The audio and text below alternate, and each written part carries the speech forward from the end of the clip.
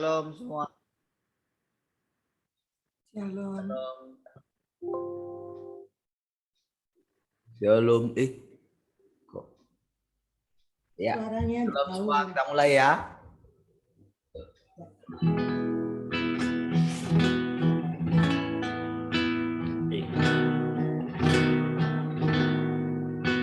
Kasih yang terindah, hati yang mulia, hanya ku temukan di dalammu, Yesusku. Dari hatiku selalu di setiap waktuku, tiada pernah berubah kasih-Mu.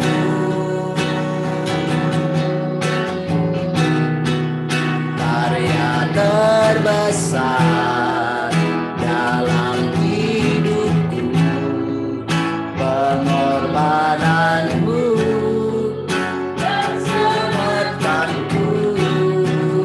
Engkaulah harta yang tak ternilai, yang ku miliki dan ku hargai. Yesus, Engkau ku kagumi.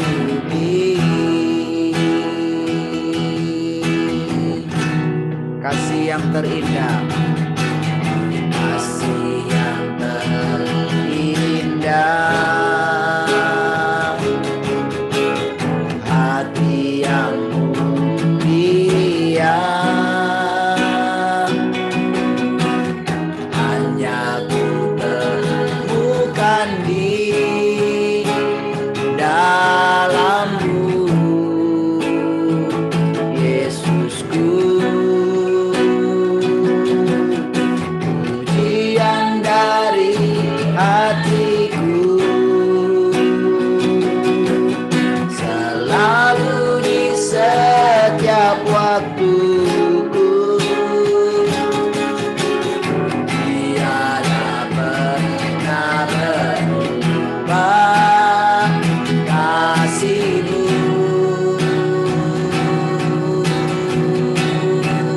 Karya terbesar dalam hidupku, pengorbananmu yang selamatkanku.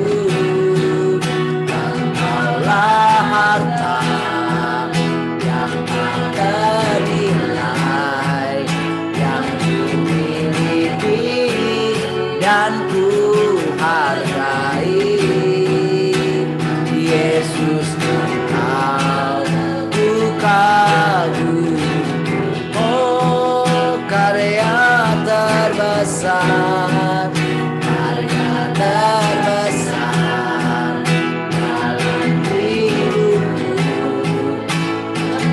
pengorbananmu yang selamatkanku.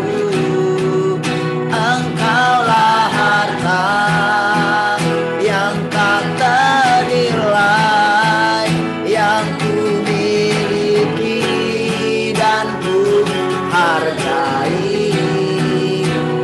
Yesus, Engkau ku kagumi. Sekali lagi katakan, karya terbesar, karya terbesar dalam hidupku, pengorbananmu yang selamatkanku.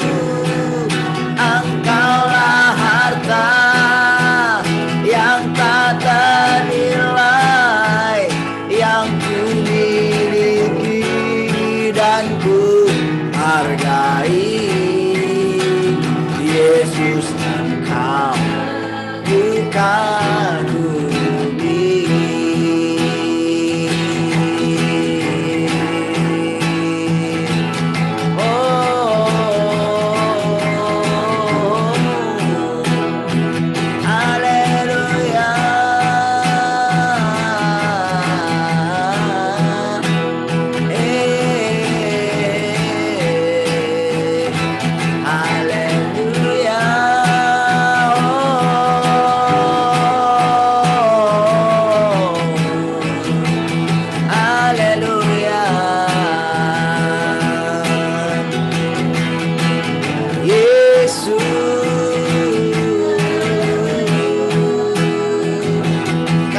bersyukur, Engkaulah karya yang terbesar dari Bapa yang diberikan bagi kami.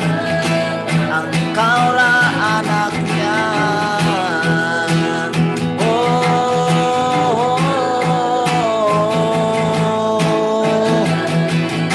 Kuriala makarala moya syadara makarala moya syadara.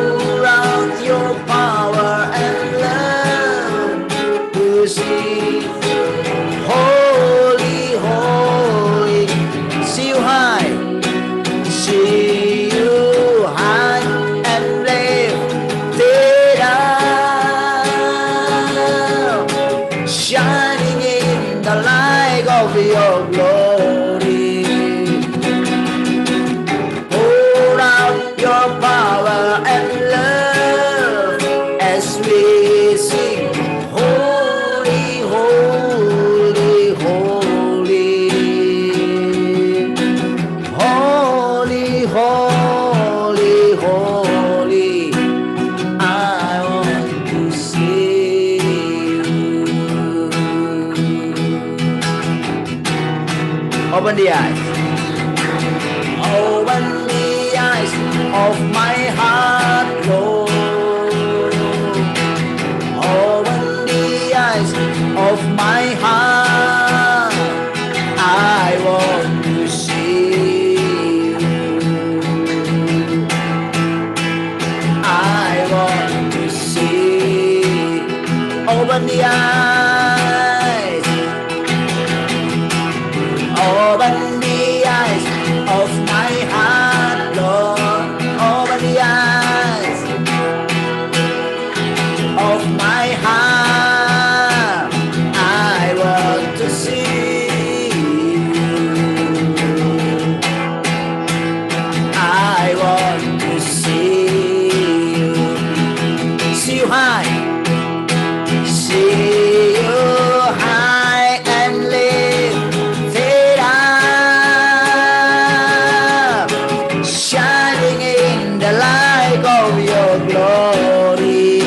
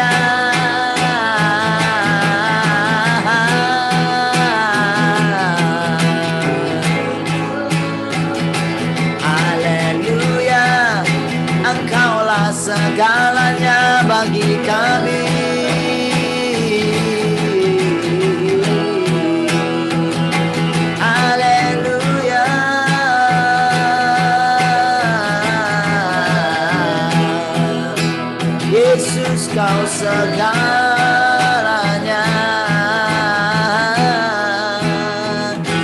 Haleluya.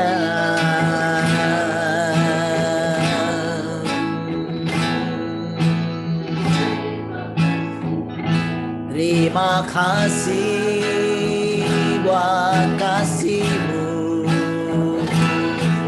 Terima kasih buat Engkau menjadi jalan bagi kami. Haleluya.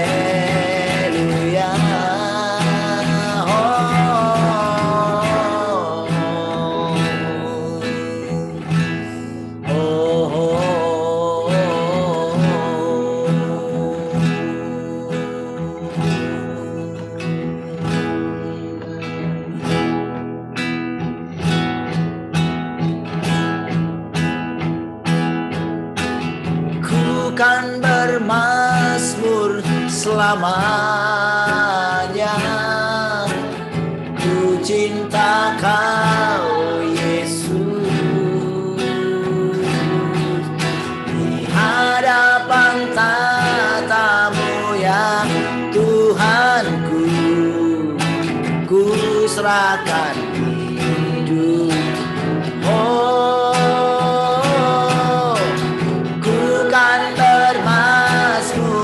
Selamanya ku cinta Kau Yesus.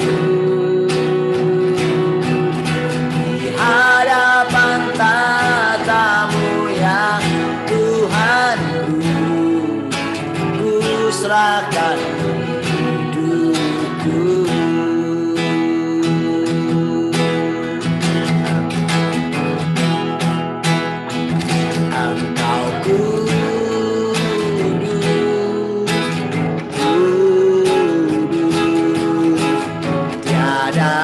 Seperti-Mu. Engkau kudus,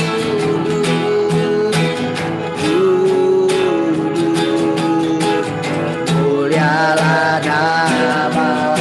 Katakan sekali lagi, Engkau kudus,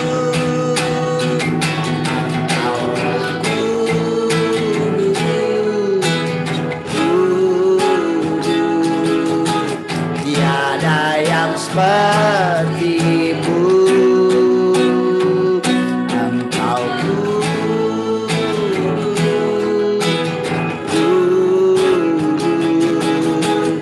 mulialah nama-Mu. Ku kan bermazmur selamanya. Ku cinta Kau Yesus.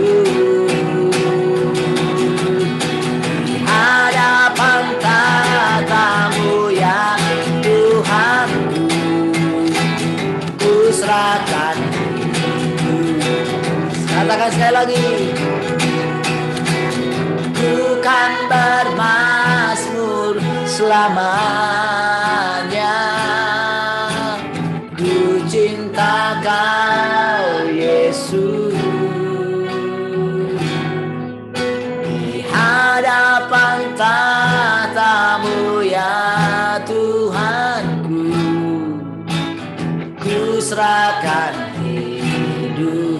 Katakan sekali lagi, ku kan bermazmur, ku kan bermazmur selamanya. Ku cintakan Yesus.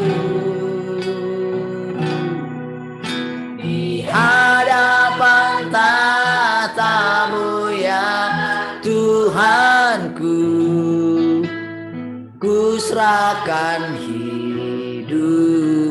Di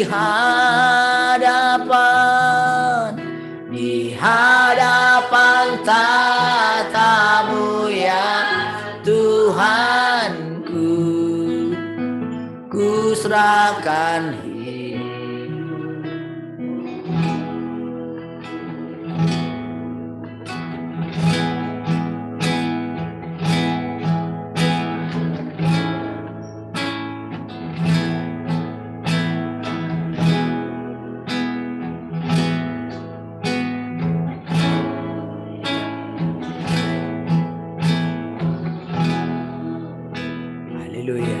Terima kasih Tuhan, kami bersyukur pagi hari ini. Engkau sudah menolong kami setiap hari. Engkau datang di tengah-tengah kami. Kami percaya kebenaran firman-Mu, di mana ada orang yang sepakat bersama-sama. Engkau pasti hadir di tengah-tengah kami. Engkau ada di tengah-tengah kami saat ini. Terima kasih Tuhan. Engkau pasti mengajari kami. Engkau pasti menyingkapkan kebenaran demi kebenaran bagi kami. Terima kasih. Engkau membuka mata rohani kami. Terima kasih. Bahkan Engkau memberikan kami rasa lapar dan haus akan Engkau. Bahkan Engkau memberikan dirimu sendiri sebagai upah bagi kami. Terima kasih Tuhan. Kami bersyukur dapat melihat Engkau, dapat memandang Engkau. Kami bersyukur Engkau memberikan firman-Mu, hukum-Mu, firman-Mu sebagai hukum bagi kami. Dan kami boleh menemukan Engkau hari lepas hari. Terima kasih Tuhan. Kami bersyukur. Ini semua adalah pekerjaan-Mu, bukan pekerjaan manusia. Kami sangat yakin dengan segala pekerjaan-Mu. Dan pekerjaan-Mu sangat mengagumkan setiap kami. Terima kasih. Kami bersyukur Engkau adalah nafas kami. Kami bersyukur Engkau adalah hidup kami sendiri. Kalau hari ini kami boleh mendengarkan Engkau, itu karena kesetiaan-Mu akan firman-Mu sendiri. Akan perkataan-perkataan-Mu sendiri. Terima kasih Tuhan, Engkau tidak menyembunyikan diri-Mu bagi kami. Kami bersyukur Engkau sangat baik. Engkau sangat baik bagi kami. Terima kasih Tuhan. Silakan Engkau mengajari kami hari ini. Kami bersyukur Engkau mau berbicara bagi kami. Dan kami semua bersepakat mengatakan bahwa Engkau berdaulat di tengah-tengah kami. Firman-Mu berdaulat di atas segala pikiran manusia. Terima kasih Tuhan. Semua kami yang ada di ruangan ini, bahkan yang mendengar di radio, semuanya mereka juga boleh dibawa semakin mengenal siapa yang sedang datang di tengah-tengah kami. Terima kasih. Engkau menyingkapkan diri-Mu, maka segala kegelapan pasti tidak tahan. Ketika terang-Mu itu datang, menerangi setiap kegelapan yang ada. Terima kasih. Tuhan, kami datang di hadapan-Mu, maka kami percaya terang-Mu sendiri akan menerangi kami. Terima kasih. Engkau yang menolong kami semuanya. Segala sesuatu dari Engkau, oleh Engkau, bagi Engkaulah segala kemuliaan. Terima kasih Tuhan, kami bersyukur. Silakan ajari kami. Haleluya. Semua orang percaya katakan amin. Baik. Shalom saudara, selamat pagi. Shalom, selamat pagi. Cek sound suaranya dulu. Shalom. Mantap. Shalom. Shalom. Gimana suasananya pagi hari ini?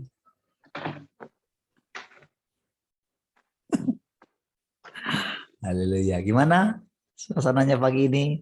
Ketika saudara bangun segar sekali? Atau bagaimana? Shalom teman-teman yang di radio. Segar sekali, Pak. Segar sekali ya. Mantap.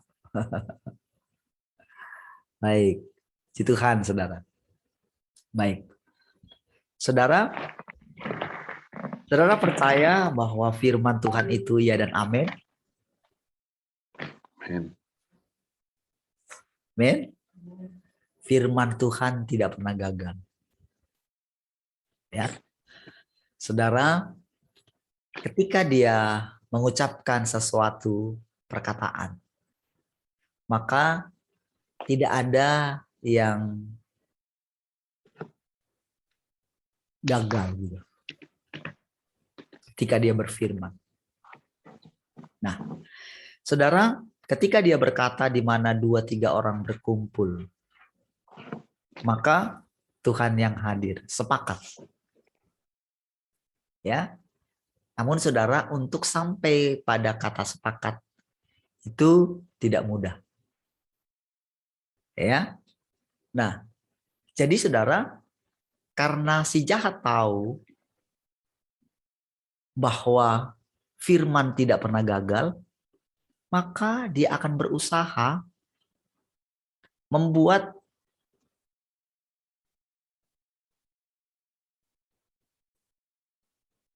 kumpulan itu menjadi tidak sepakat. Ya, dia sengaja buat, entah bagaimana caranya. Nah, saudara, Tuhan tahu, saudara, si jahat itu menjadi bisa menjadi musuhnya, bisa menjadi tandingannya, karena memang si jahat itu mengenal dia. Dalam arti begini, dalam arti mengenal karena dia punya pengalaman, pernah hidup di hadapannya dia pada waktu itu. Lalu ketika dia diusir dari sorga, dia itu memang benar-benar membuat dirinya menjadi lawannya Tuhan. Ya, sehingga saudara, setiap kali dia itu membuat dari dalam diri Tuhan itu muncul sifat yang mungkin negatif. Negatif itu adalah murka, marah, gitu ya. Sehingga saudara sering sekali menemukan hal-hal ini di dalam Alkitab. Tuhan marah, Tuhan murka, Tuhan membunuh segini banyak orang, gitu ya. Di Perjanjian Baru juga ada demikian. Ya. Nah, saudara, sehingga saudara lama-kelamaan saudara dia mempunyai pasukan yang sangat banyak gitu. Kalau istilahnya dulu, manusia itu sampai diternakkan. Saudara, dulu ketika mendengar kata diternakkan itu, saudara tidak terlalu percaya gitu ya.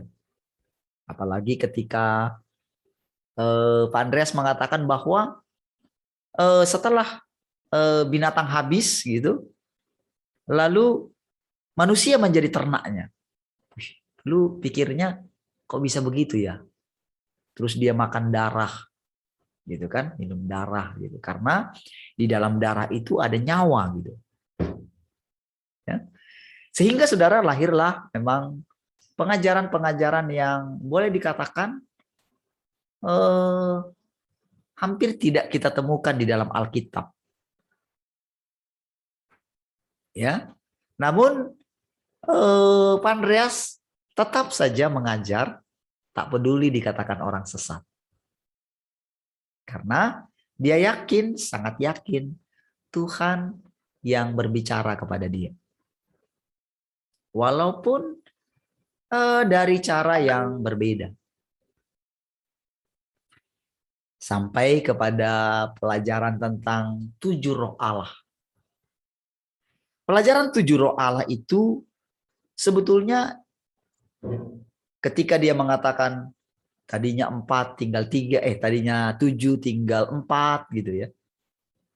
Itu karena ada kebenaran yang dia lihat di dulur papat 5 pancer gitu kan.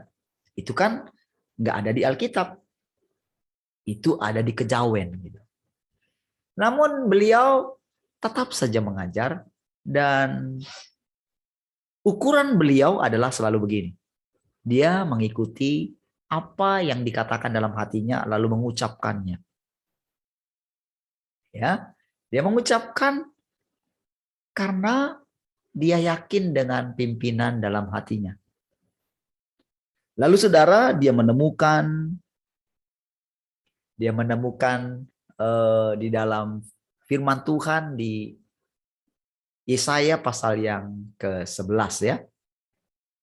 Nah, sebetulnya saudara, kalau dilihat dari teologi ya, itu sebetulnya tidak masuk akal gitu. Menghubungkan 7 roh Allah dengan Yesaya 11 ayat 2. Namun saudara, kita pada waktu itu karena memang kita gimana ya? Karena sudah bosan gitu ya. Dengan yang namanya gimana ya? Teologia gitu, di situ-situ saja gitu, berputar di situ saja. Ketika kita mendengarkan hal yang seperti itu, orang antusias mendengarnya. Belum lagi ketika penginjilan dunia orang mati. Gitu ya. Walaupun dulu saya tidak mau mendengarkan itu, namun karena pelajaran-pelajaran yang lain yang cukup menolong saya, membangun saya tidak peduli, saya dengerin saja. Dengan harapan dalam hati saya, maunya nggak usah ya ngomong tentang dunia orang mati ya. Karena itu batu sandungan bagi saya. Namun saudara, bukannya berhenti, namun terus. Ya. Lalu sampai satu saat saudara, bukan hanya penginjilan orang mati, penginjilan setan-setan juga. Waduh, habislah kita. Saya pikir begitu. Namun saudara, kita tetap mengikuti ya dengan antusias. Ya. Ngajar terus di dalam hati kita, di dalam hati saya gitu, tetap tulus mengikutinya. Ya, tulus mengikutinya dan tidak menemukan di dalam diri saya apakah Tuhan melarangnya atau membuat keluar dari situ. Tidak. Saya tetap ngikutin saja karena ada satu hal yang kebenaran yang saya peroleh yang membuat saya tetap, bahkan di dalam hati saya sudah melabuhkan gitu. Ya. Nah, sampai satu saat dia bawa kan mulai coba membawa kepada coba kamu lihat hasilnya. Ya setelah sejangka waktu gitu ya. Tanpa dalam hati saya selalu menganggap semua pelajaran itu adalah dari Tuhan. Ya. Saya benar-benar tulus menerima semua tanpa menimbang-nimbang, tanpa memilah-milah. Karena sudah kesemsem sama pelajaran mendengar suara Tuhan dan penyangkalan daging. Yang pada waktu itu boleh saya katakan tidak ada orang yang bisa mengajar sejelas itu. Makanya setiap kali saya memandang wajah beliau gitu ya, itu selalu ada damai gitu, ketenangan. Gitu ya. Memandang wajahnya yang selalu senyum, cara dia berkhotbah yang tidak berapi-api, itu di dalam hati saya muncul satu keinginan untuk menjadi pengkhotbah seperti itu. Karena melihat model yang seperti itu ya. Jadi itu cukup butuh waktu yang lama sampai saya bisa menikmati mengajar dengan gaya yang lembut seperti itu. Ya, sampai menikmati bahkan dalam pelayanan boleh menemukan ketika melayani orang lain dengan sabar sekali. Ya. Nah, saudara, waktu terus berjalan gitu ya. Ketika lewat gitu ya. Lewat perjalanan yang panjang, beliau bawa pulang gitu ya. disuruh akhirnya terpaksa keluar dari situ karena memang dikondisikan seperti itu, saya rela saja ngikut dia. Sehingga pengalaman-pengalaman yang lalu mengikut Tuhan itu membuat saya semakin sadar bahwa ternyata kekristenan itu atau percaya kepada Tuhan itu adalah mengikuti jalannya Tuhan. Makanya gereja mula-mula disebut pengikut jalan Tuhan. Ya. Jadi mulai memperhatikan bagaimana sih sebetulnya Tuhan itu dulu. Apalagi ketika kita mendapatkan pelajaran lagi tentang cloning Yesus. Cloning Yesus. Sebetulnya tak ada orang yang pernah berani mengajarkan cloning Yesus dari ranahnya teologi. Dari mana beliau mendapatkan itu, saudara?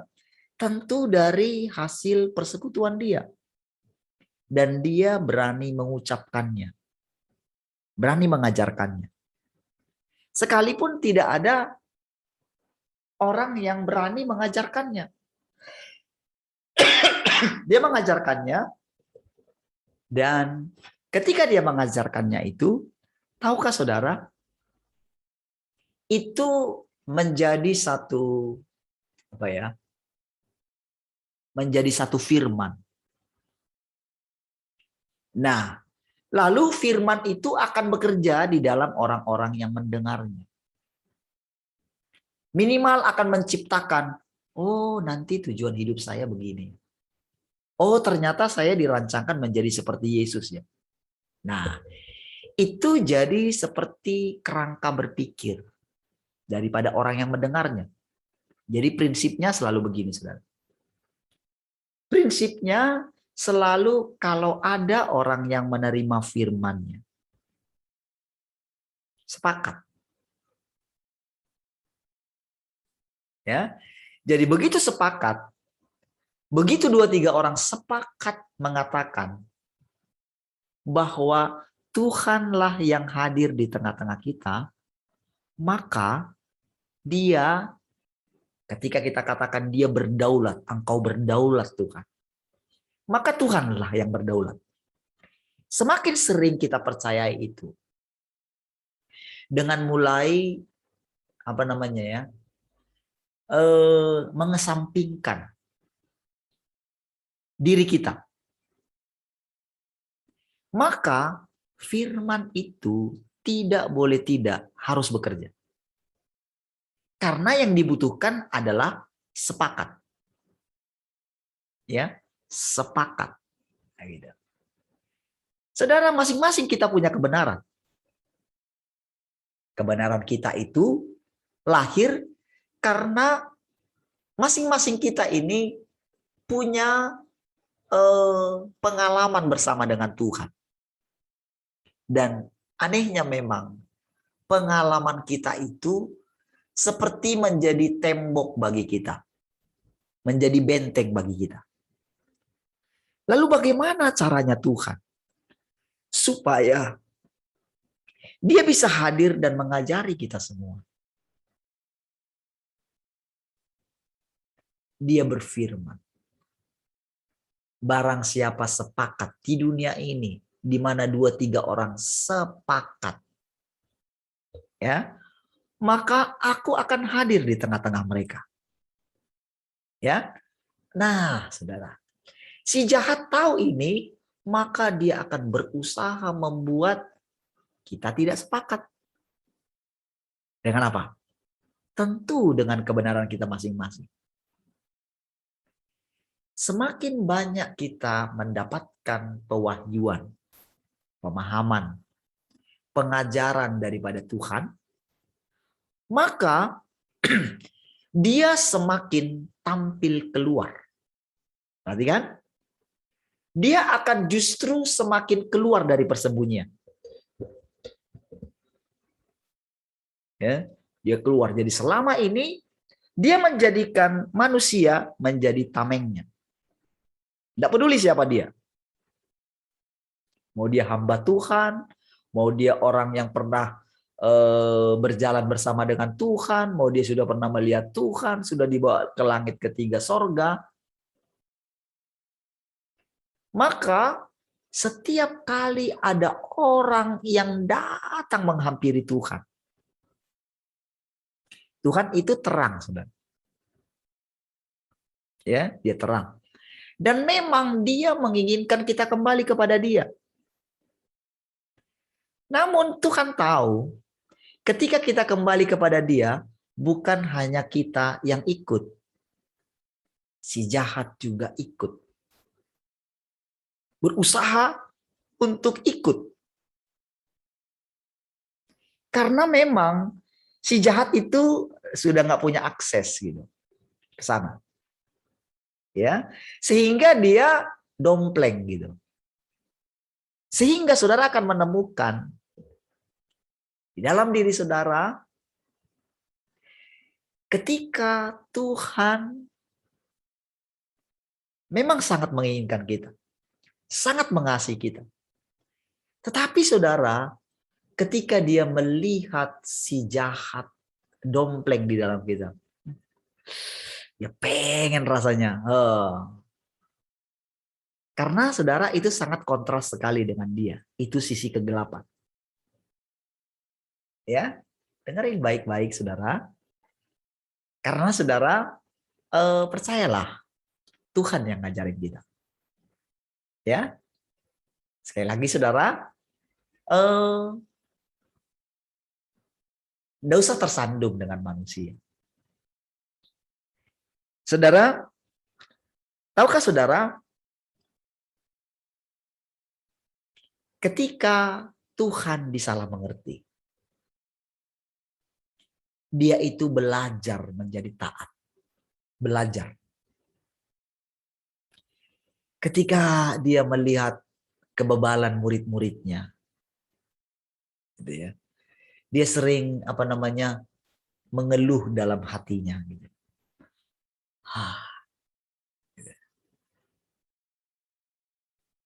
Bayangkan, dia sudah tahu, dia datang kepada milik kepunyaannya, tapi milik kepunyaannya menolak dia, bayangin. Tetapi dia tetap datang. Dia sudah tahu bahwa ketika dia mau ketok pintu, dia sudah tahu akan sulit sekali orang ini membukakan pintu bagi dia. Karena memang dia sudah dibuat tinggal dalam kegelapan oleh si jahat ini, saudara. Jadi si jahat ini memenuhi si orang ini atau si manusia ini dengan kegelapan-kegelapan yang ada dalam dirinya. Itu sudah jadi sistem. Ya. Jadi setiap kali Tuhan bekerja, saudara, selalu iblis itu makin gencar, ya, melakukan pekerjaannya. Siapa yang dipakai? Bukan orang lain. Bukankah firman Tuhan berkata bahwa antikris itu dari antara kamu juga? Tahukah saudara, kalau saudara baca Alkitab itu, saudara akan menemukan di dalam ayat itu tidak diceritakan bahwa Tuhan mengatakan demikian.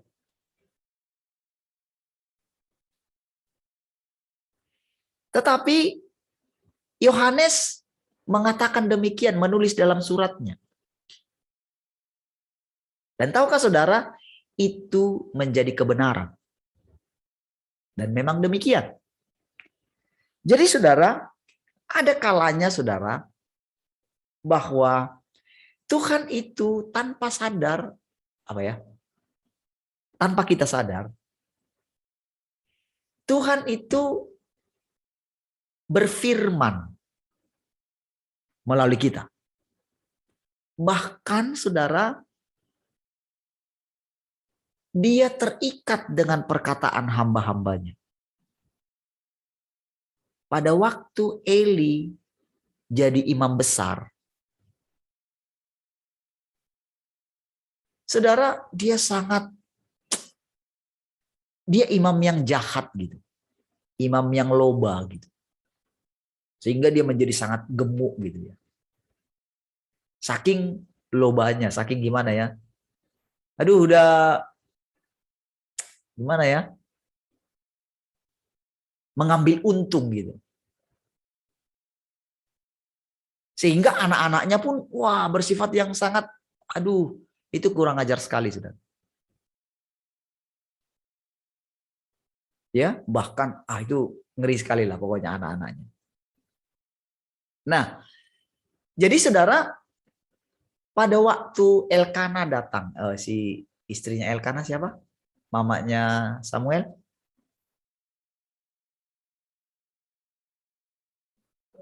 Apa? Madunya Penina siapa? Hana ya. Nah, itu saudara, ketika dia datang, itu Imam Eli sebetulnya tidak dalam kondisi lagi dalam hadirat Tuhan. Tetapi ketika dia mengucapkan perkataan, maka Hana itu mempercayainya. Jangan begitu. Jadi ketika dia mendengarkan perkataan daripada Imam Eli pada waktu itu, dia langsung tangkap. Itu seperti perkataan Tuhan. Padahal kondisi Imam Eli pada waktu itu dia jauh dari Tuhan. Tapi karena dia imam besar, maka perkataannya itu Tuhan terikat dengan perkataannya. Ya, terikat dengan perkataannya. Itu sebabnya saudara akan menemukan banyak di dalam Alkitab itu, saudara, istilah-istilah atau firman yang kalau dilakukan siapapun dia pasti digenapi karena itu perkataan Tuhan. Siapapun yang melakukannya, mau dia bukan orang percaya sekalipun, kalau dia melakukannya pasti akan digenapi dalam hidupnya. Hormatilah ayahmu dan ibumu agar lanjut umurmu. Wah, itu di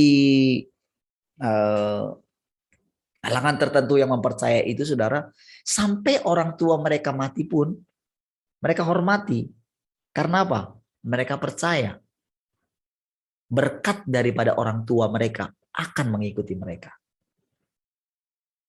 Sehingga ketika kita temukan dalam pelajaran dunia orang mati, bagaimana mereka terus bekerja di alam roh. Ya, itu pengajaran dari sisi alam rohnya. Namun sebetulnya itu terjadi karena memang firman. Hormatilah ayahmu dan ibumu agar engkau diberkati, katanya kan gitu, agar lanjut umurmu. Jadi saudara, ketika ayat itu dipakai, maka orang akan mendapatkan berkat. Makanya kenapa jadi, kalau saudara lihat di Cina itu ya, Tiongkok itu ya, itu pengajaran tentang leluhur, bahkan mereka menyembah leluhur, itu sangat ditekankan. Jadi disitulah penyimpangannya, ya, sehingga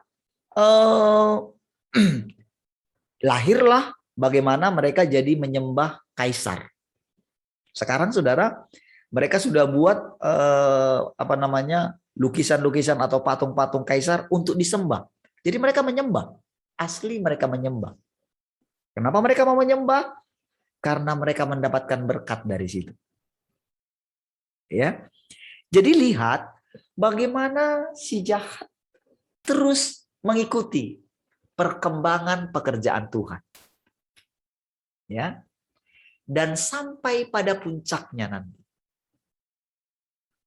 Jadi ketika pengelolaan atau rencana pekerjaannya Tuhan ini hampir rampung, ya. Ketika hampir rampung, disitulah justru benar-benar si jahat itu memunculkan dirinya yang asli dengan mukanya yang sangat jelek itu. Kalau sekarang saudara, dia itu masih masih menunjukkan muka manis. Dengan apa? Dengan perbuatan-perbuatan yang membuat manusia itu nyaman.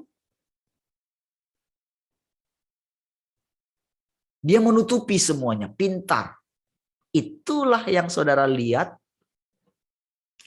di dalam sistem dunia yang sekarang. Sehingga ada banyak sekali orang-orang percaya, para hamba Tuhan yang terjerat di dalamnya. Ya, tertangkap, terpenjara. Karena apa? Baik kelihatan di luar. Dan biasanya itu langsung dia pakai pemerintahan. Pakai. Jadi itu menjadi orang-orang kuatnya. Sistem ekonomi, sistem pendidikan.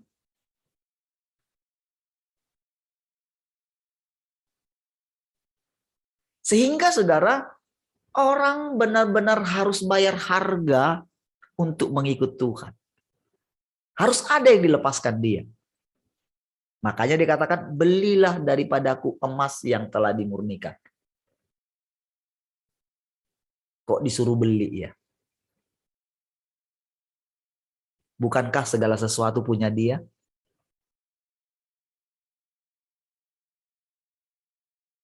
Kita menjadi kaya karena dia. Lalu, bukankah segala sesuatu miliknya dia?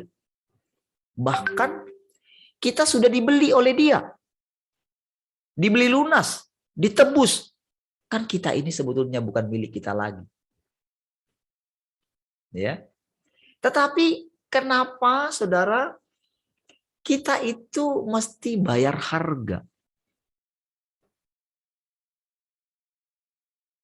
Saudara, dia tahu saudara, tidak mungkin kita bisa menjadi kudus. Nggak bisa. Namun dia berfirman, hendaklah kamu kudus, karena aku kudus.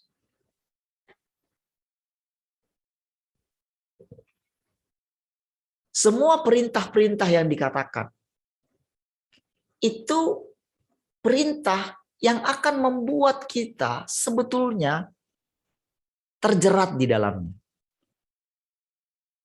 Dalam arti saudara, ketika kita mengetahui firman-Nya, itu sulit. Yang diharapkan dia tetap sama, kita memang menjadi kudus. Tetapi saudara, dia menjerat semua manusia, mengurung mereka dalam ketidaktaatan. Ya, oleh karena dia katanya di Roma pasal 8 itu ditulis. Ya. Jadi saudara, akhirnya saudara ada beberapa orang yang mulai sadar. Sadar itu justru ketika dia gagal mengikuti apa yang Tuhan katakan.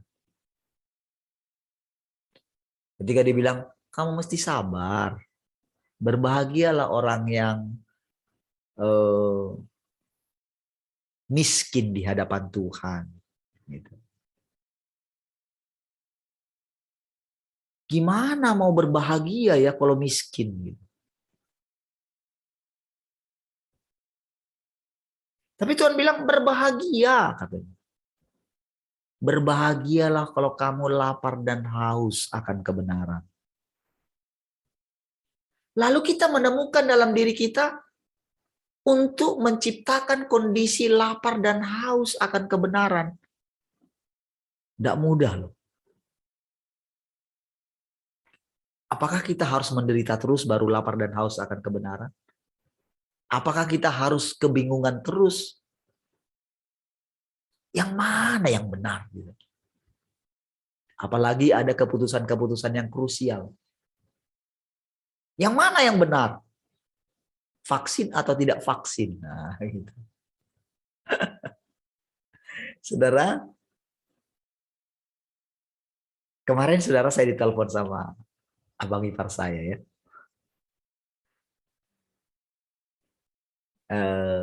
Saya ini kaget ditelepon. Ada apa nih? Biasanya saudara kalau ditelepon itu pasti dia sakit, gitu ya. Minta didoakan gitu. Kali ini tidak. Ya kenapa lah? Saya bilang gitu. Nah, dia bilang, ini sebetulnya mau sharing ini katanya. Kenal juga bahasa sharing gitu. Dia bilang, karena kami kemarin singgah ke sana, ya, saya bilang langsung, karena dia bilang anaknya tidak mau vaksin gitu. Ada salah satu anaknya yang tidak mau vaksin gitu. Mereka memang belum vaksin, tapi anaknya ini tidak mau vaksin. Padahal kan kalau sekarang kan kalau mau kerja kan harus vaksin, harus punya suratnya gitu. Jadi dimarahin terus anaknya ini karena anaknya ini pokoknya nggak mau gitu. Padahal anaknya ini bukan bahkan nggak pernah ke gereja. Gitu. Nah mereka itu tidak vaksin karena ada penyakit komorbid ya. Tapi sebetulnya dalam hatinya nggak mau vaksin gitu. Nah lalu dia tanya, memang benar layak tidak divaksin katanya. Iya saya bilang. Nah, kok bisa nggak divaksin katanya? Oh dengan sekarang nanti nggak bisa pulang. Iya memang nggak apa-apa saya bilang. Nanti bisa berubah semua. Iya sebetulnya saya nggak mau divaksin. Dia bilang. Saya nggak pernah sharing. Ya, nggak pernah bilang hal itu terhadap mereka supaya tidak divaksin. Saya nggak pernah bilang. Makanya saya katakan adik saya pun divaksin yang bungsu itu saya terdiam gitu. Kok bisa ya Tuhan?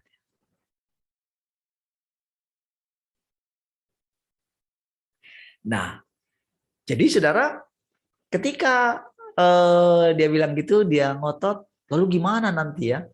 Nanti kalau nanti pulang kampung, nanti kalau ada acara-acara penting di kampung gimana kan harus pakai surat itu gimana ya katanya gitu. Saya bilang gini, kalau sudah seperti itu sih itu tergantung Lae. Saya bilang saya nggak bisa bantu Lae di situ. Saya bilang. Iya sih katanya. Karena itu sudah pilihan. Saya nggak bisa lagi mengurusi campur tangan di situ nggak bisa lagi saya bilang. Itu sudah urusan Lae dengan Tuhan. Iya sih dia bilang.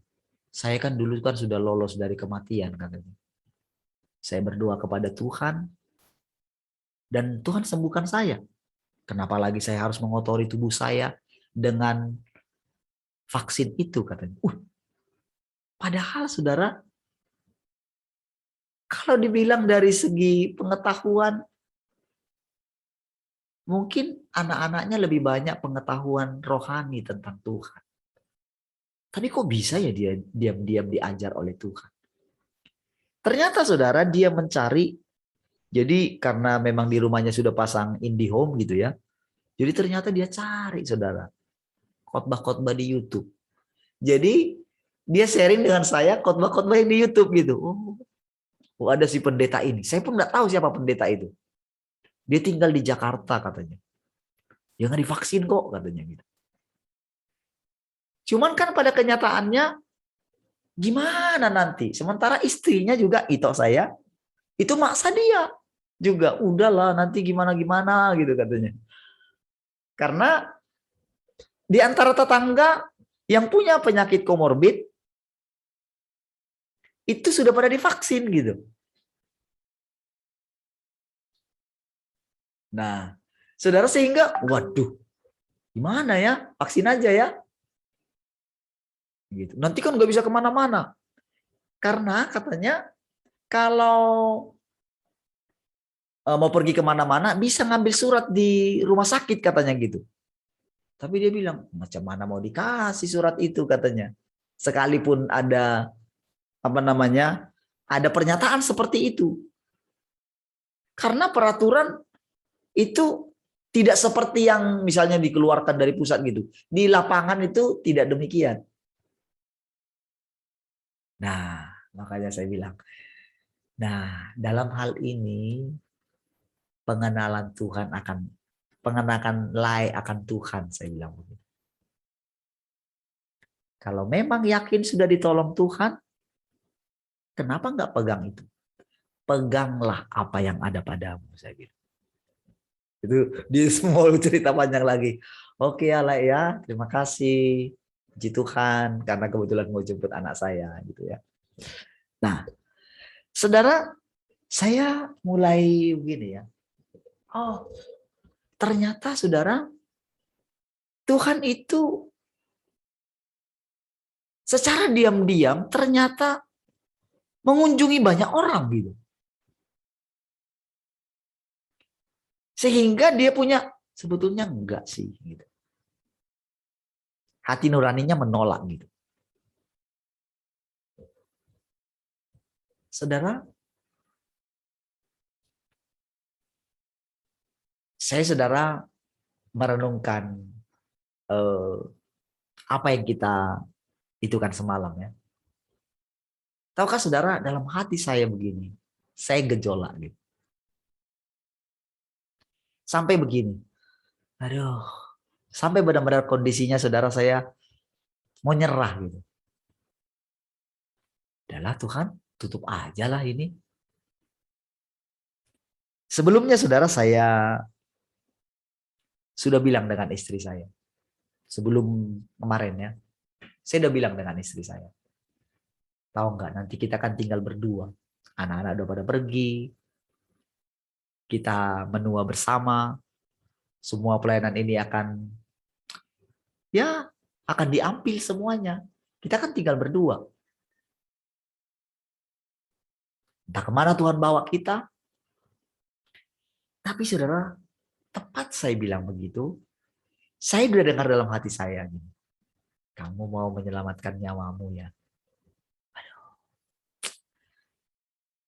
Saudara, saya tahu saudara, yang sedang datang di tengah-tengah kita adalah Tuhan. Tetapi tidak semua orang yang melihatnya. Semakin saya berusaha menjelaskan kepada saudara bahwa itu Tuhan, semakin iblis itu justru muncul, mengacaukan. Saudara, saya benar-benar renungkan Tuhan, saya berdoa, karena memang dikuasai oleh karena kehadiran si jahat. Jadi dia langsung, saudara. Jadi dalam hal ini, saudara, nanti saudara akan menemukan, saudara, kebenaran ini. Ya, jadi memang saya nggak bisa paksakan, saudara. Apa yang saya peroleh kepada saudara nggak bisa. Jadi ada di antara saudara yang mungkin nggak mengerti apa yang saya jelaskan. Tetapi Tuhan bilang begini. Dengan saudara mendengar saja. Ya.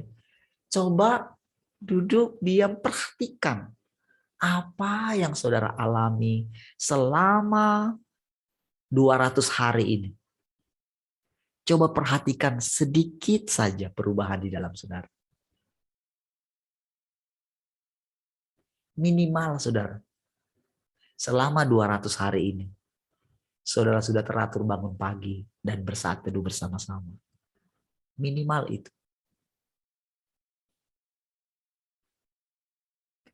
Mulai di dalam diri saudara ada terbangun kerinduan untuk datang kepada Tuhan. Yang selama ini mungkin saudara sembarangan saja. Ya paling bangun tidur doa. Sebentar buru-buru sudah kerja. Tetapi dengan sekarang 1,5 jam, saudara mulai terbangun. Ketika saudara mendengarkan perkataan-perkataan yang baik, hidup selama-lamanya. Wow, saya ingat waktu itu saudara. Betapa bersukacitanya saudara. Oh gitu ya. Ternyata kita hidup selama-lamanya. Ada gairah untuk melihat masa depan. Ketika cerita tentang langit baru, bumi baru, tentang kerajaan 1000 tahun. Wah. Saudara tahukah saudara? Itulah cara Tuhan untuk menggugah kita. Itu sebabnya di dalam Alkitab selalu ditawarkan upah kepada orang yang bersungguh-sungguh hati kepadanya. Dulu saya berpikir saudara bahwa upah itu nanti di kerajaan kekal. Dulu anggapan saya saudara, nanti mati baru selesai semua misteri ini. Seperti yang dikatakan oleh banyak hamba Tuhan. Sampai dengan begitu, karena begitu banyaknya orang yang meninggal, para hamba Tuhan meninggal. Lalu mereka bilang, sampai ketemu di sana. Lalu mereka menciptakan diri mereka. Membuat, mereka tidak sadar saudara, bahwa perkataan itu telah dipakai oleh si jahat untuk membuat mereka tidak pernah mengenal Tuhan selama mereka hidup. Tidak pernah mengalami sorga. Tidak tahu di mana mereka berada sekarang. Lalu kalau saudara bandingkan, coba perhatikan. Wahyu pasal 12 kita dirampas katanya. Itu kebenaran itu saudara, itu begitu luar biasa. Namun saudara, karena kita tidak serius dalam mengejar dia. Tidak serius menerapkan setiap apa yang kita dengar. Maka itu sulit untuk kita capai. Kita berputar-putar terus di dalam pengertian kita. Kita selalu berusaha ingin mengerti. Apalagi kita sudah punya banyak pengalaman tentang Tuhan. Kita punya karunia. Kita punya banyak pengetahuan tentang firman. Sehingga ketika dia mau mengajar kita, entah bagaimanapun saudara, si jahat itu selalu berusaha untuk kita tidak bisa fokus mendengarkan dia. Saudara, ada banyak sekali saudara yang mau saya ceritakan tentang pengalaman setiap hari bersama dengan Tuhan. Walaupun saya tahu itu saudara, saya tahu itu justru semakin membuat pemberontakan di dalam orang yang mendengarnya semakin keluar.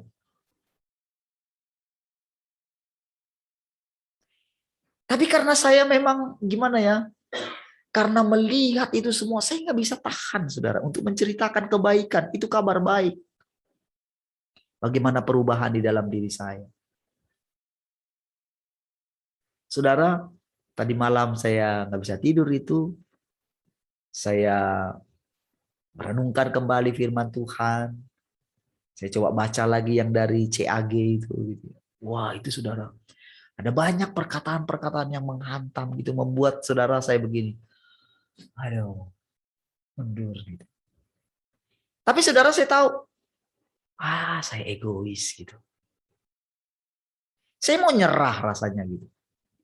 Udahlah, saya mau rasanya, udahlah Tuhan, sama seperti Musa gitu ya.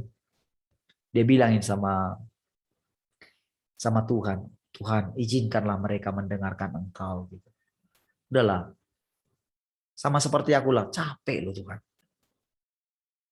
Sampai dia bilang, apakah aku ini seperti Pak apa namanya itu ya, yang harus memangku mereka terus gitu loh, yang harus mendukung mereka terus gitu. Capek loh Tuhan. Udahlah sekarang Tuhan langsung gimana kayak caranya. Tuhan mendengarkan saudara. Dan ternyata saudara, Respon daripada bangsa Israel adalah, sudahlah Musa, biar engkau sendiri. Kami pasti akan mendengarkan engkau. Kami nggak tahan dengan suaranya. Kami takut sekali, kami gemetar sekali.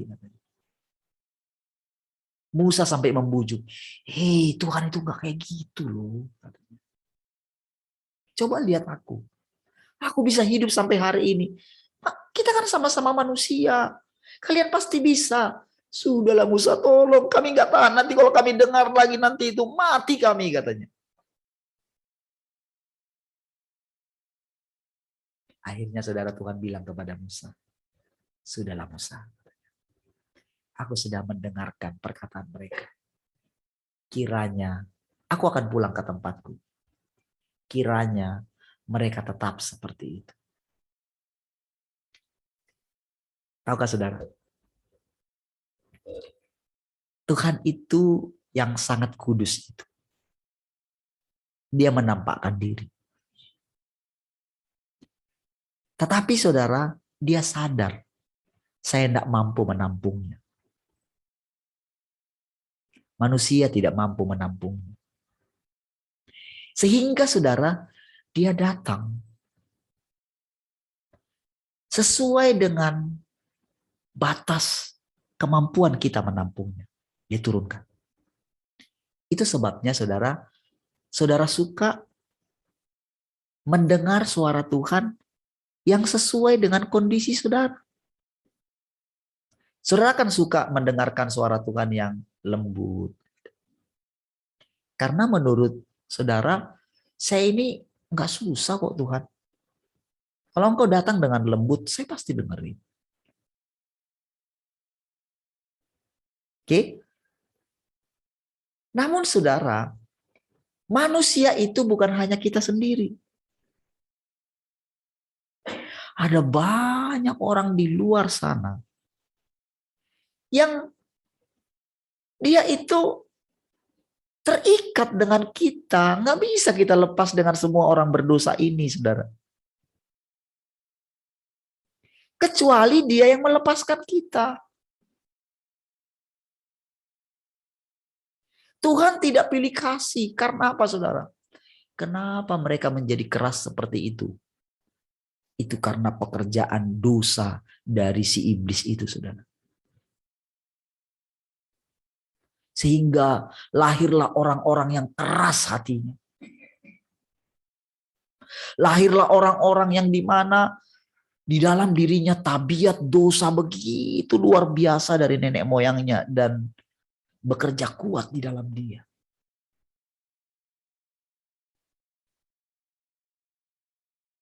Jadi saudara, Tuhan yang adalah kasih itu mencoba ingin berbagi beban dengan kita. Sehingga saudara, kita mulai merasakan bahkan mungkin dibawa seperti Paulus sampai harus mengalami dirinya seperti manusia celaka. Bahkan dia mengutuk dirinya. Tapi karena pengenalan dia akan Tuhan, keyakinan dia bahwa dia di dalam Tuhan, pasti dia tidak akan terpisah daripada Tuhan. Apakah yang memisahkan kita dari kasih Kristus? Kelaparankah? Ketelanjangankah? Apa? Enggak ada yang dapat memisahkan kita dari kasih Kristus. Itu sebabnya dia dapatkan pewahyuan itu, saudara. Dari pengenalan dia yang panjang akan Tuhan.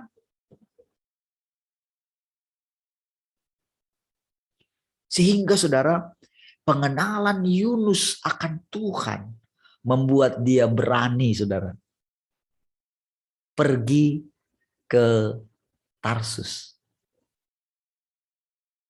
melarikan diri dari Tuhan. Karena dia bilang begini, udahlah pasti nanti orang Niniwe ini pasti bertobat lah, udahlah. Dia lari, ditangkap Tuhan di tengah laut kan. Bayangkan saudara, dia sudah tahu itu Tuhan. Dia yakin sekali Tuhan. Dia tidur Itu di tempat yang paling bawah katanya di kapal itu ya. Berarti kapalnya cukup besar juga ya. Ketika mereka panik, dicari. Marah mereka. Kamu ini ya. Kita lagi panik, kamu bisa tidur di sini. Dia itu dalam hati begini, ya Tuhan. Orang-orang ini bisa temukan saya di sini gitu ya. Dia sudah sembunyi gitu. Sudahlah. Jadi berhadapan langsung. Jadi sekalipun dia tidak melihat Tuhan, tapi karena pengenalan dia, saudara, itu membuat dia memang nggak bisa sembunyi dari Tuhan.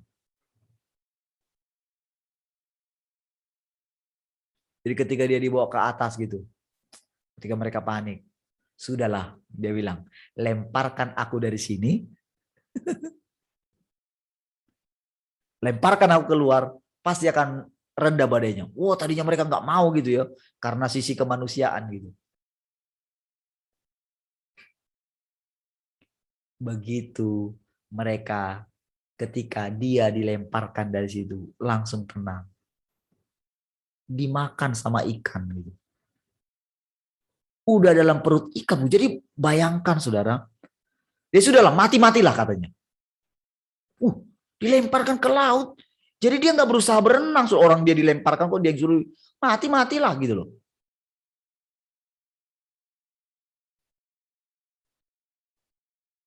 Dia ingin lari dari Tuhan karena dia bingung sama Tuhan. Nggak mau dia jadi nabi, saudara. Karena apa? Hatinya melekat dengan bangsanya. Jiwa patriotismenya tinggi sekali terhadap bangsanya.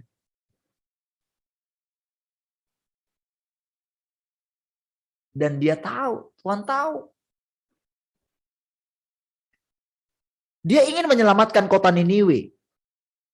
Tapi dia butuh manusia untuk menyampaikan firman. Supaya ada cara Tuhan untuk menyelamatkan kota Niniwe. Dalam perut ikan pun dia berdoa. Udah keluar pun dari perut ikan, dari mulut ikan, udah dikeluarin, tetap hatinya belum bertobat. Ini nggak bisa loh. Nggak bisa dia hatinya ini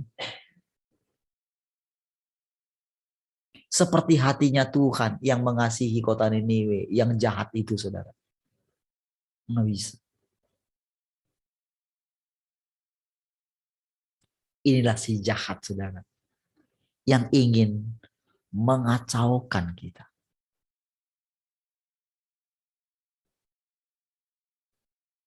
Jadi ketika dia datang di tengah-tengah kita, dia akan mengacaukan, dia akan pakai pengetahuan yang kita miliki untuk melawan Tuhan. Untuk membuat kita jadi kacau. Sampai kita masuk ke tempat yang paling dalam dari hati Allah. Baru saudara mengerti.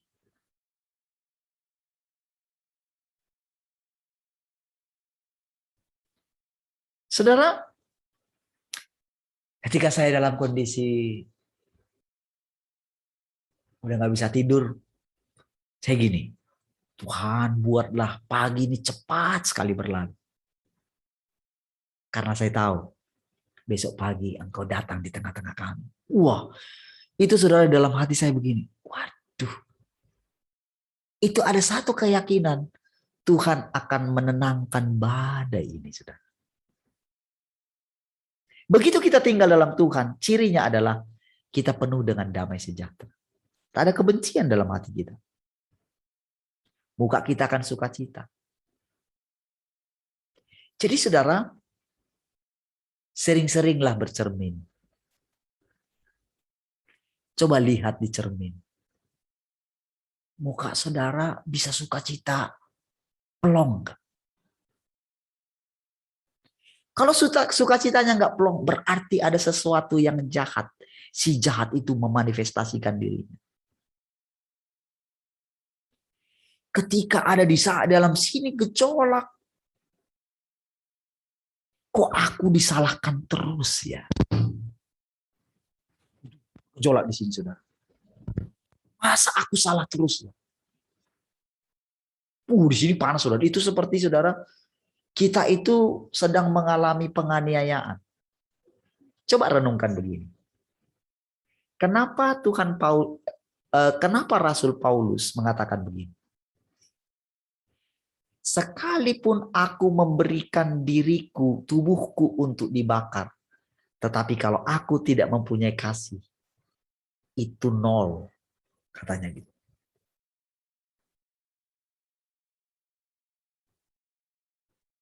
Saudara, kalau saudara renungkan ini baik-baik, saudara akan menemukan di sini gejolak di dalam hati kita. Itulah pekerjaan si jahat yang membuat kita terpisah satu dengan yang lain. Sampai-sampai akhirnya begini, saudara. Lahirlah satu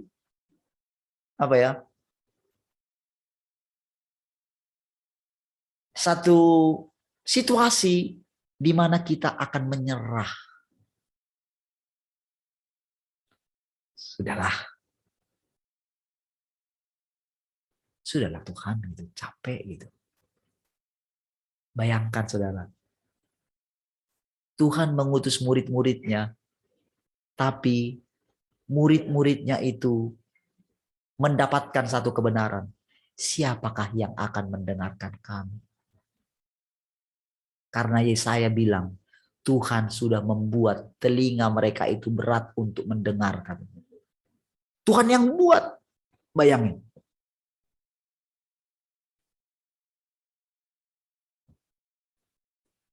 Saudara, ketika kita mau menyalahkan iblis,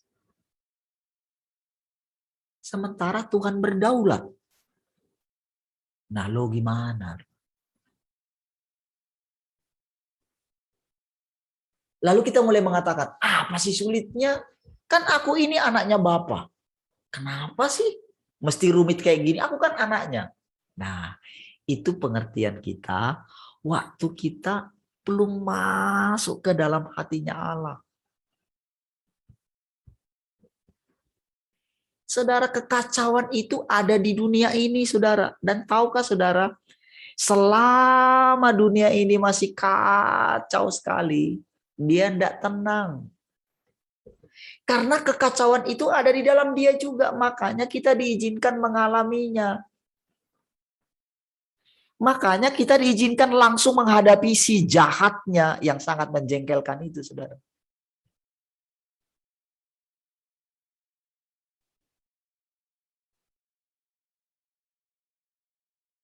Sangat menjengkelkan, dia muncul di depan kita langsung, saudara.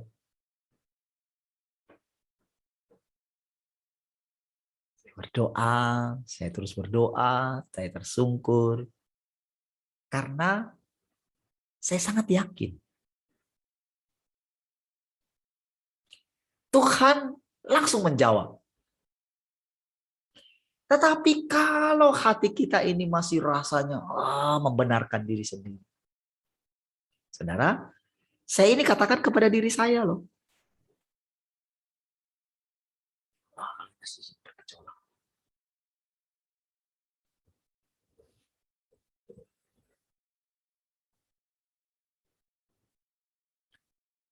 Sehingga lahirlah keputusan-keputusan yang akhirnya merugikan.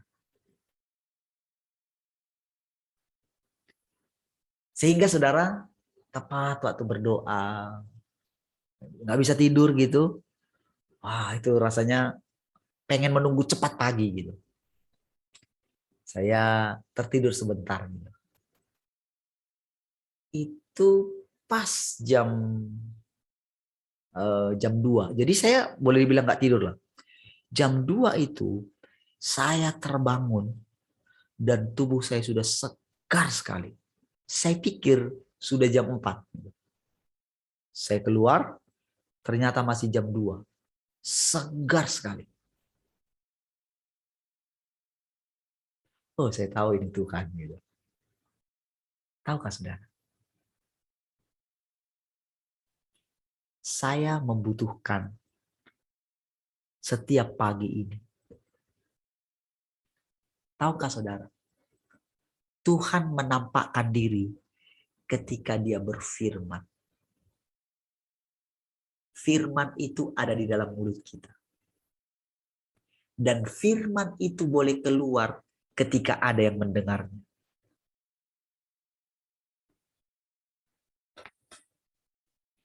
Ketika saudara mendengarnya, maka sikap hati kita. Ketika setiap kita ini saudara bisa berdamai dengan diri kita. Berdamai dengan semua orang. Khususnya kita yang kelompok kecil ini. Tenangkan hatimu. Ingat sekali lagi. Ketika saya mau menjelaskan kepada saudara karena memang panggilan kita berbeda. Ingat saudara. Sampai Tuhan bilang begini. Untuk menolong kita ini ya, perhatikan. Lewat 55 ya. Perhatikan. Ketika saya semalam dengan istri saya ya. Jadi lagi ini ya. Istri saya lagi jahit-jahit gitu. Saya bersihkan lantai. Lantai gereja kita. Ya. Dan saya lakukannya dengan ini saja. Dengan nggak seperti dulu gitu ya. Oh dulu saudara, wah gimana sih orang-orang nggak ada perhatiannya dikit pun sama gereja ini gitu ya. Nggak ada, udah dilihat pun kayak gitu terus, udah panas kayak gitu dilihat gitu. Nggak ada yang ngomong tuh, gimana Pak? Gimana caranya kita supaya bisa buat tempat ini dingin? Nggak ada gitu. Udah dilihat berantak, nggak ada yang.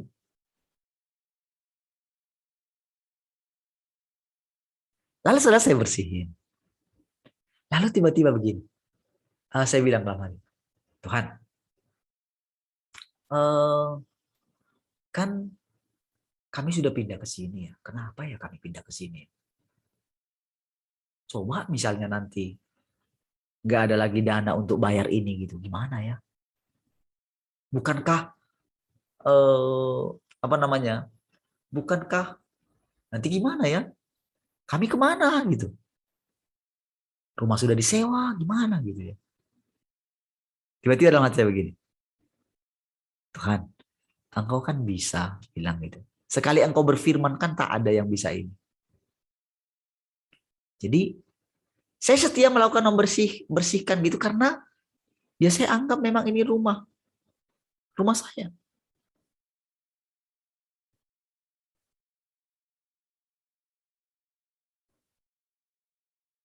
Dan ketika Tuhan nanti berfirman, kan gampang sekali Tuhan memberikan.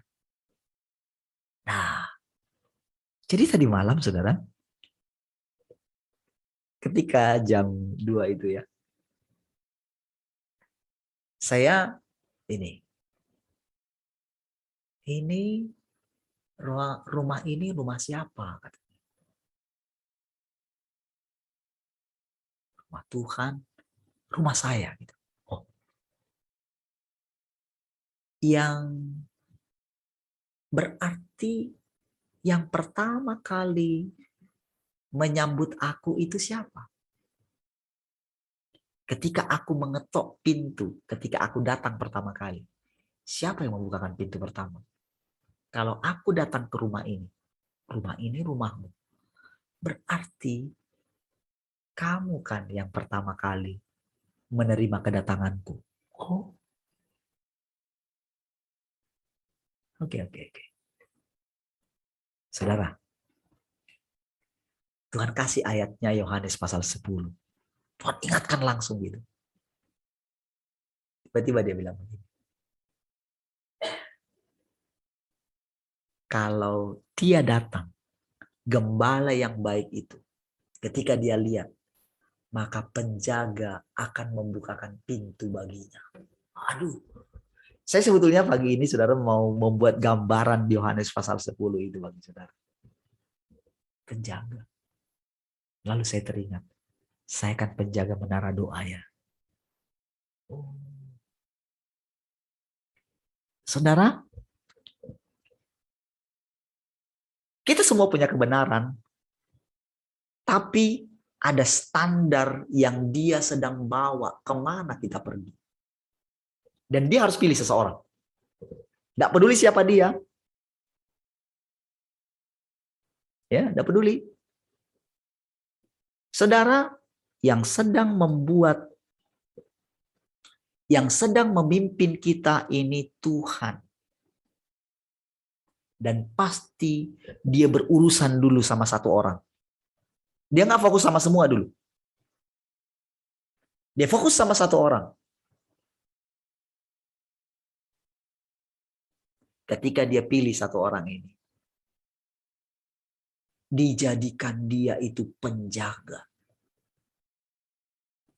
Saudara, ketika Tuhan mengangkat seorang penjaga, maka Tuhan berikan otoritas. Sekalipun kita sama. Saudara, ketika dia jelaskan di situ, saudara, ada semangat di dalam saya. Saya tidak akan biarkan. Nah, gitu. Itu otoritasnya dia bilang. Si jahat membuat ini jadi kacau. Tahu nggak kemarin, saudara?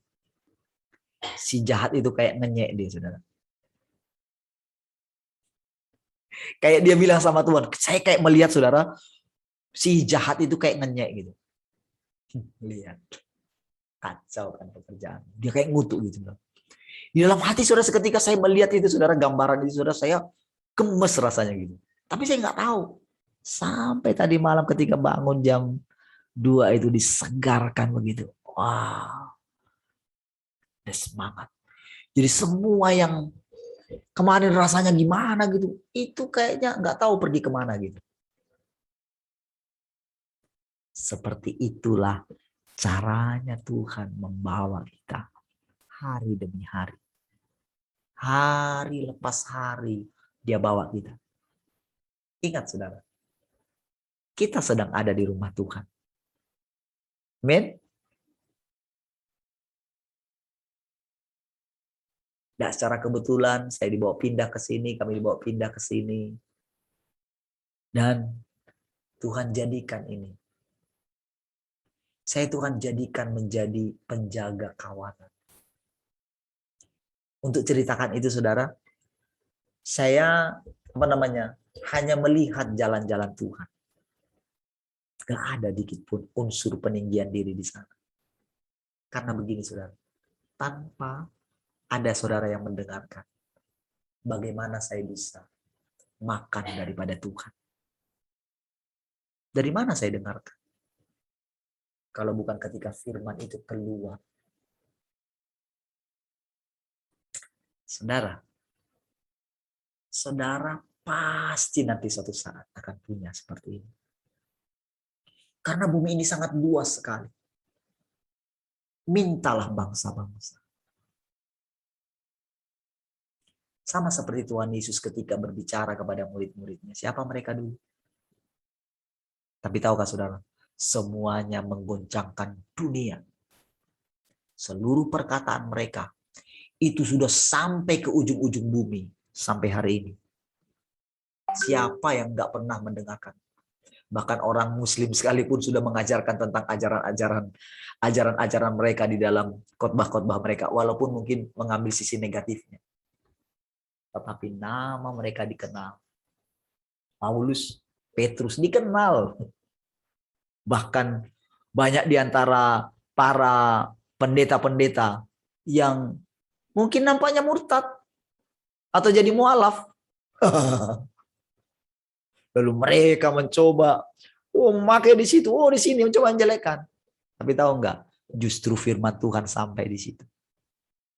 Mereka menyanyikan lagu-lagu, kasihnya seperti sungai, kasihnya. Padahal dinyanyikan di mana? Di masjid, saudara.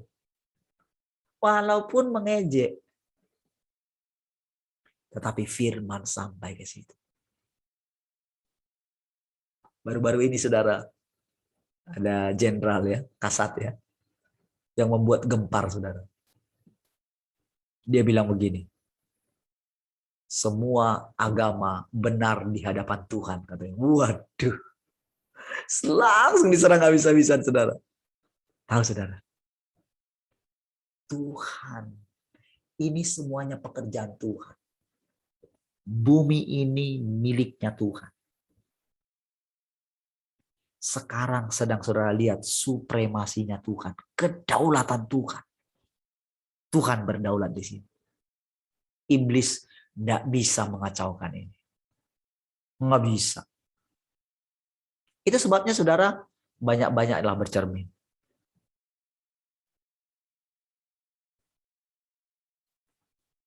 Kalau ada di sini, rasanya, Pak Pardi ini salah. Sudahlah. Saya sudah berkali-kali dibilang Tuhan salah. Mau apa saudara bilang itu, saya pasti renungkan. Dan yang paling pertama, saya bilang sama Tuhan, saya salah kan? Tapi ketahuilah saudara, saya tidak akan pernah mundur dari Tuhan. Ini rumah saya. Sombong ya?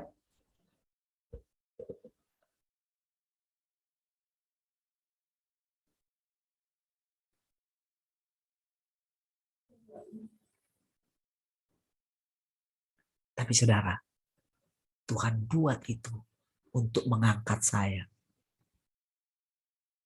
Untuk menaikkan sedikit semangat saya. Karena saudara, dia mulai menemukan hatinya dia di dalam saya. Nggak sombong ini saudara. Suatu saat pun saudara akan menemukan perkataan yang seperti itu. Saya berani mengucapkan itu saudara. Untuk saudara menginjak-injak iblis. Saudara.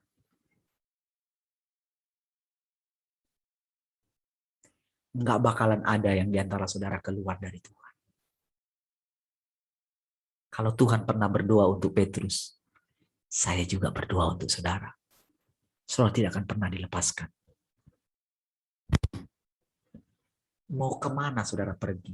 Nggak bisa pergi menjauhi roh Tuhan. Mari kita berdoa. Terima kasih Tuhan, kami bersyukur untuk segala kebaikan-Mu hari ini. Engkau sudah menolong kami semua. Engkau sudah menyemangati kami semua. Engkau sudah memandikan kami semua. Engkau sudah mentahirkan kami semua. Terima kasih. Kami percaya. Kami sepakat dalam mengikut Engkau. Dalam mengiring Engkau. Kami percaya. Engkaulah yang sudah mengajari kami. Terima kasih sepanjang hari ini. Kami serahkan kehidupan kami sepenuhnya ke dalam tangan-Mu. Terima kasih Tuhan. Kami bersyukur. Bagimulah segala pujian, hormat, kemuliaan. Haleluya. Biar semua orang percaya sama-sama katakan. Amin. Baik, puji Tuhan. Tuhan Yesus memberkati.